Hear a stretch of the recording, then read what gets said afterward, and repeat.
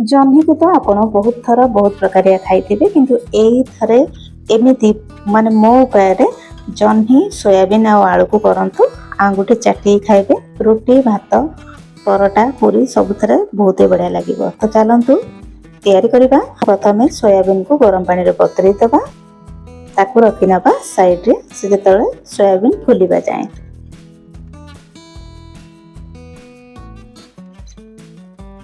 तापरे मसला जोगाड़ नबा सेति नहीं जाइछि अल्प पोस्त जीरा रसुण आउ अदा ताको ग्राइंडर जार रे पकई दबा।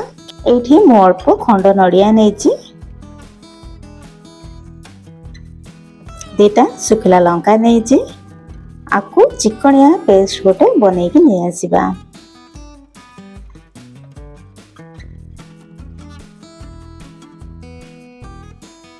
जह्नी आ गोटे आलू नहीं आपको प्रथमे चोपा छड़े नबा जह्नी रो।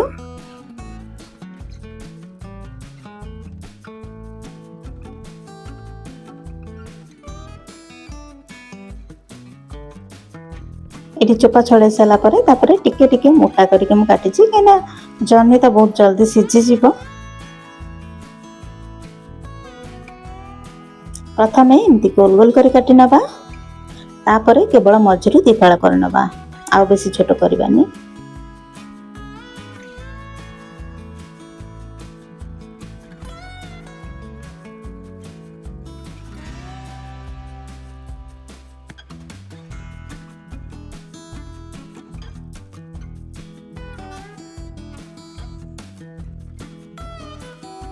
ये देखंतु जह्नी गुडी को मु काटी साइलेनी। तापरे आलूर जो चोपा छड़े के रखिथिले ताको भी छोट छोट करी काटी नउची।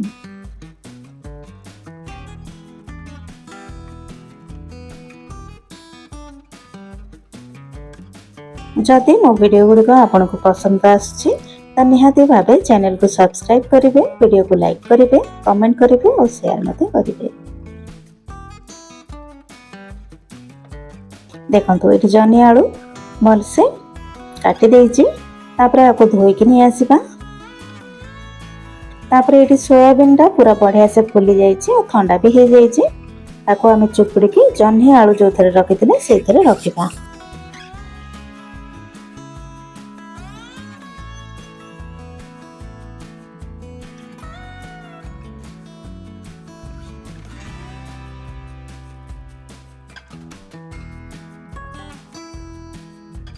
तापरे सेथिरे गोटे बड़ पियाज को मु काटिकी नेछि चुना चुना करके ताकू दे दोछि। गोटे टमाटर को भी काटिकी नेथिले ताकू दे देके अल्प लूण दे दबा हळदी दे दबा।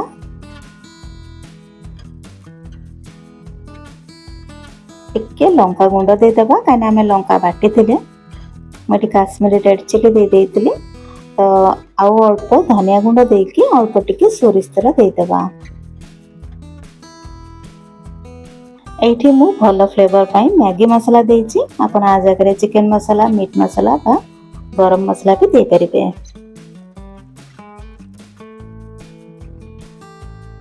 ए सब को गोळेई दबा।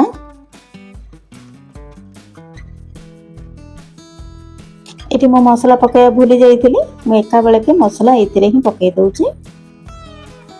तो मसाला देके हमें भल से ताको गोळेई नबा।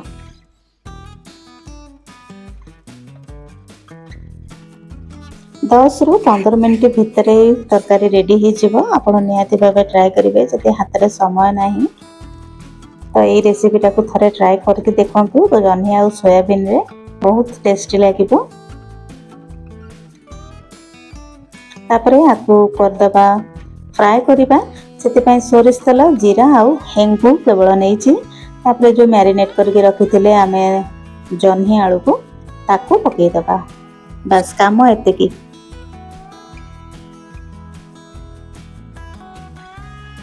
मझे मझे केवल आकु घांटु थे ना तल लगी बेसी पानी देवेनि जह्नी रु कहीं पानी बाहर।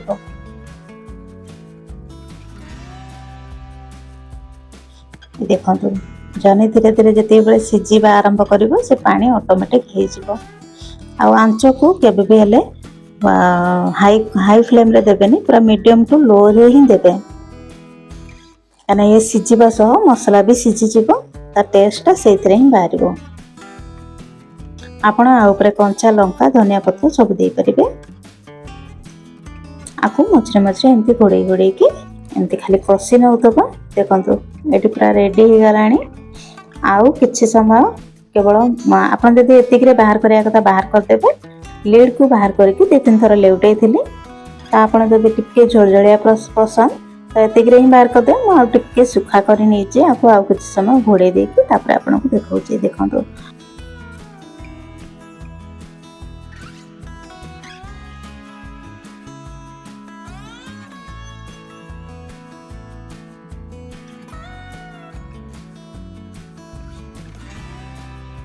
रोटी भात पखाल सबु थेरे बहुत ही बढ़िया लगे और टेस्ट पूरा नेक्स्ट लेवल लगे। आज एतिकी पुणी थे देखा नेक्स्ट वीडियो। Bye bye.